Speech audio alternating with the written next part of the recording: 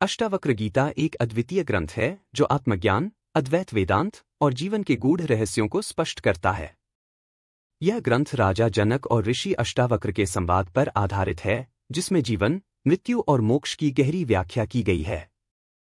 मृत्यु निश्चित है, इसलिए जागो, यह वाक्य अष्टावक्र गीता की अद्वैत दृष्टि को प्रकट करता है। मृत्यु जीवन का एक अपरिहार्य सत्य है, लेकिन इसे केवल भय की दृष्टि से देखने की बजाय आत्मबोध के अवसर के रूप में देखना चाहिए। इस विस्तृत विश्लेषण में हम जानेंगे मृत्यु का आध्यात्मिक अर्थ, मृत्यु से भय क्यों, अष्टावक्र गीता में मृत्यु पर विचार, आत्मा और मृत्यु एक गहरी समझ, जागृति और मोक्ष, मृत्यु से पहले जीवन को जागरूकता से जीना, मृत्यु का आध्यात्मिक अर्थ। मृत्यु का सामान्य अर्थ है इस शरीर का अंत, लेकिन अष्टावक्र गीता के अनुसार मृत्यु केवल शरीर की समाप्ति है, आत्मा की नहीं। आत्मा शाश्वत है, अनंत है और मृत्यु से परे है। शास्त्रों में कहा गया है, न जायते म्रियते वा कदाचिन, नायं भूत्वा भविता वा न भूया, अजो नित्यः शाश्वतोयं पुराणो, न हन्यते हन्यमाने शरीरे। अर्थात आत्मा कभी जन्म नहीं लेती, कभी मरती नहीं। यह नित्य है, शाश्वत है। शरीर बदल सकता है, लेकिन आत्मा अजर अमर है। मृत्यु को लेकर हमारी गलत धारणाएं। हम मृत्यु से डरते हैं क्योंकि हम शरीर को ही स्वयं मान लेते हैं। हमें अज्ञात का भय सताता है, मृत्यु के बाद क्या होगा। हम अपनी इच्छाओं और सांसारिक सुखों से बंधे रहते हैं। हम अपने प्रियजनों से अलग होने के डर में जीते हैं। लेकिन अष्टावक्र कहते हैं, यह भय केवल अज्ञानता का परिणाम है। जागो, सत्य को देखो और जानो कि मृत्यु कोई अंत नहीं बल्कि एक रूपांतरण है। मृत्यु से भय क्यों? मृत्यु का भय केवल उन्हीं को होता है जो अपने जीवन को अचेतनता में जीते हैं।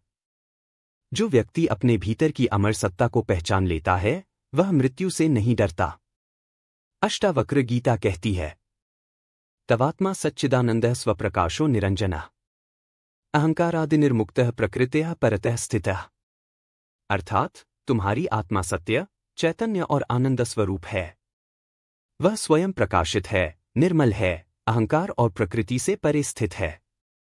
जब व्यक्ति यह समझ लेता है कि वह शरीर नहीं बल्कि आत्मा है, तब मृत्यु का भय समाप्त हो जाता है। मृत्यु से बचने का उपाय नहीं, बल्कि इसे समझने की आवश्यकता है। हम जितना मृत्यु से बचने का प्रयास करेंगे, उतना ही यह हमें डराएगी। लेकिन अगर हम इसे गहराई से समझेंगे, तो यह एक द्वार बन जाएगी आध्यात्मिक जागरण का। अष्टावक्र गीता में मृत्यु पर विचार। अष्टावक्र कहते हैं कि मृत्यु से भयभीत होने की बजाय इसे आत्मबोध के अवसर के रूप में देखना चाहिए। उनका उपदेश है, मृत्यु एक परिवर्तन मात्र है। आत्मा अमर है, वह कभी मरती नहीं। इसलिए अपने शरीर से अलग अपनी वास्तविक पहचान को समझो। मृत्यु और जीवन की नश्वरता को समझो। जो कुछ भी इस संसार में उत्पन्न हुआ है, वह नष्ट होगा। राजसत्ता, धन, परिवार, संबंध सब कुछ अस्थायी है। जब व्यक्ति इस सत्य को स्वीकार कर लेता है, तो वह संसार की माया से मुक्त हो जाता है। सब कुछ मिट जाएगा, केवल आत्मा अजरमर है। आत्मा और मृत्यु एक गहरी समझ। अष्टावक्र गीता के अनुसार आत्मा शुद्ध चैतन्य है।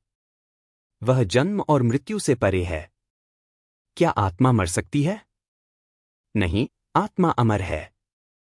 यह केवल शरीर बदलती है, जैसे पुराने कपड़े छोड़कर नए कपड़े पहन लिए जाए। देहाभिमान तुम्हारे बंधन का कारण है। अगर तुम स्वयं को शरीर मानते हो, तो तुम मृत्यु से डरोगे। लेकिन अगर तुम आत्मा को पहचानते हो, तो मृत्यु तुम्हारे लिए एक साधारण घटना मात्र होगी। जागृति और मोक्ष। अष्टावक्र कहते हैं, जागो, तुम जो समझ रहे हो वह केवल माया है। जब तक व्यक्ति शरीर, मन और अहंकार के स्तर पर जीता है, तब तक वह मृत्यु से भयभीत रहेगा। लेकिन जब वह जाग जाता है, तब मृत्यु का भय समाप्त हो जाता है। कैसे जागे? ध्यान और आत्मचिंतन, स्वयं को शरीर नहीं बल्कि आत्मा मानना। वैराग्य, सांसारिक वस्तुओं से मोह छोड़ना। ज्ञान का प्रकाश, अष्टावक्र गीता जैसे ग्रंथों का अध्ययन। मृत्यु से पहले जीवन को जागरूकता से जीना। मृत्यु का सामना कैसे करें? हर क्षण को जागरूकता से जिएं। मृत्यु को शत्रु नहीं, मित्र समझें। मृत्यु से पहले ही मर जाए अहंकार और अज्ञानता को त्याग दें। अष्टावक्र कहते हैं, जब तुम्हारी पहचान शरीर और मन से अलग हो जाती है, तब तुम मुक्त हो जाते हो। मृत्यु निश्चित है, इसलिए जागो। यह संदेश हमें यह सिखाता है कि हमें जीवन को जागरूकता के साथ जीना चाहिए। जब हम स्वयं को आत्मा के रूप में पहचान लेंगे, तब मृत्यु का कोई भय नहीं रहेगा। जो जान गया कि वह शुद्ध चेतना है, वह जन्म और मृत्यु के चक्र से मुक्त हो गया। इसलिए अष्टावक्र गीता हमें मृत्यु से भागने के बजाय जीवन की सच्चाई को समझने का संदेश देती है। जागो और स्वयं को पहचानो, यही वास्तविक मुक्ति है।